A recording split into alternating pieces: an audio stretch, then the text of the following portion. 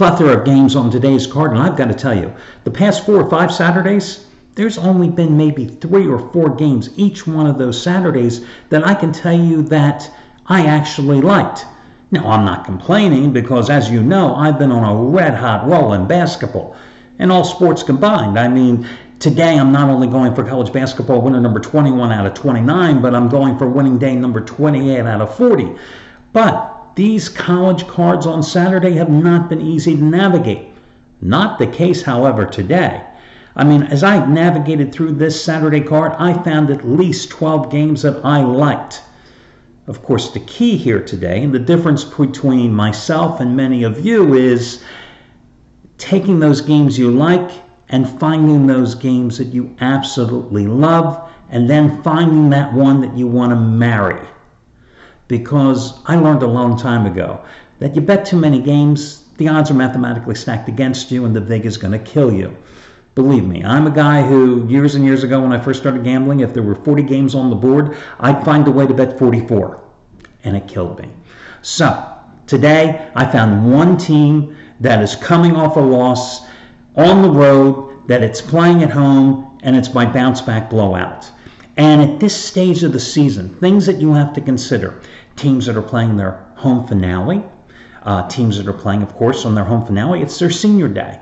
And if it's a senior-laden team, great situational handicapping play. So, without further ado, let's get to your complimentary plays. I will mention today, however, there's one handicapper who not only is red hot, but he has a monster play, a rarity in his career. Guys, if you've been following Chris Jordan lately, you know his normal play is a 1,000-star release. He's had 5 straight raise the bar 1,500-star winners this week. Today, the 11th ever triple your wager 3,000-star college basketball release in his 37-year career. It's what he's calling his road route of the year. His last 3,000-star play was Villanova, Michigan, in the 2018 National Championship game. A run of 6 straight 3,000-star college winners coming into this play. And you can get it for half price off by using coupon code Chris, his first name. Now, let's talk about all those games that I liked, but I didn't use today. I'll run these in reverse chronological order. On the late night card going at 10 o'clock Eastern time, I like Utah State, a team that actually, out in the Mountain West Conference, is actually playing better than San Diego State here of late. Utah State coming into this game has won 6 in a row. They're number 2 in the Mountain West at a 23-7 record behind San Diego State. Utah State's coming off their home finale, a 94-56 win over San Jose. God, I always get this guy's name wrong. Their 7-foot center, Nemias Queta, I believe is how you pronounce his name. You know, he started the season injured, but he's their 7-foot sophomore center. He's averaging 15.8 points and 10 rebounds in the last 6 games. And the blowout win against San Jose a couple of nights ago, 23 points and 10 rebounds. They've got Sam Merrill, who is their best player, averaging almost 19 points a game. They got Justin Bean, who's averaging a double-double on the season, 12.5 points and 10.4 rebounds. They have a very deep bench as well. I've used them a number of times this season. They've won 9 out of 10 overall. This New Mexico team is not the New Mexico team that started 11-2 this season. They dismissed one of their top players from the team, Carlton Bragg, dismissed another guy or suspended another guy indefinitely. So 2/3 of the starting lineup that gave them that 11-2 start, long gone. New Mexico has lost 5 straight, 8 of their last 9. They're coming off a 60-58 loss at Air Force, and Air Force is a bad team too. In that game, they only shot 35.7% and committed 13 turnovers, and they lost to an Air Force team that shot 38% and committed 17 turnovers. So I think Utah State can easily win this game. The finale for both teams. Utah State doesn't want to lay an egg before going into the Mountain West tournament in Las Vegas, and I think Utah State easily covers the spread in this particular contest. I like Maryland minus the 2.5 points in an 8 o'clock Eastern time game at home tonight against Michigan State. Listen, Michigan State is nothing special on the road. Yeah, 4-4 in Big Ten play on the road. which, if you know how the Big Ten has shaken out this year, you play the home teams. But let's consider where Michigan State's 4 road wins have come this season. They've beaten Northwestern, Minnesota, Illinois, and Nebraska on the road. The only quality win there, Illinois. They've lost at Indiana by 4. They've lost at Wisconsin by 1. They've lost at Michigan by 9. They lost at Purdue by 29, and that was the red flag for me. Maryland won the first meeting in East Lansing. What was that score? I got to look that up real quick. 67-60 as a 6.5-point underdog back on February 15th.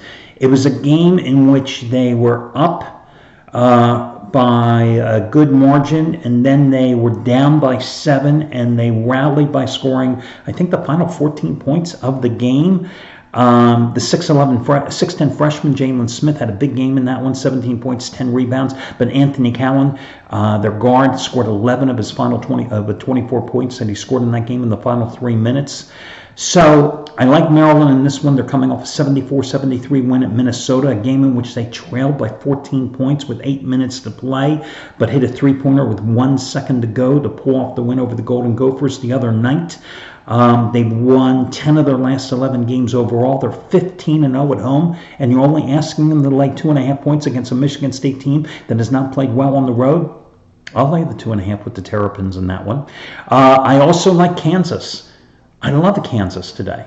Love Kansas today. It's probably my second favorite play on the board. Kansas -11 at Kansas State. What really impressed me with Kansas, of course, last Saturday, they pulled off the win in Waco against Baylor, right? Knocking off the #1 team. Did they have a letdown? Absolutely not. Less than 48 hours later, Monday night, they take care of business at home against Oklahoma State, 83-58. They're 7-0 on the road in conference play. You remember the brawl after the first Kansas State game. Kansas State isn't any good. Kansas State has lost 8 straight and 16 out of 19. Kansas won the first one, 81-60.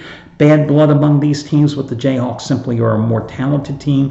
To think that they're only laying 11 points in this game just because it's in Manhattan, we think the Wildcats are going to rise up and suddenly play well after losing 16 out of 19 games just because it's the Sunflower State Showdown? I don't think so. I like Kansas in this one. And on the very early card, I like Iowa in revenge at home against Penn State. This Penn State team was playing so well, but then they lose the consecutive games to Indiana and Illinois. Then they blow a 21-point lead at home against Rutgers on Wednesday night and need a three-pointer at the end to win 65-64. Iowa, it's a revenge game. They lost the first meeting at the Plester in Philadelphia, a neutral court, but hey, it was a home game for Penn State. It was like 89-86, but Iowa's 7-0 at home in conference play.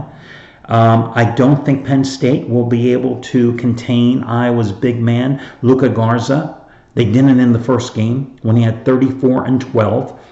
Not unusual numbers for a guy who's averaging 24 and 10 and is the most dominant big man in the Big Ten Conference this season.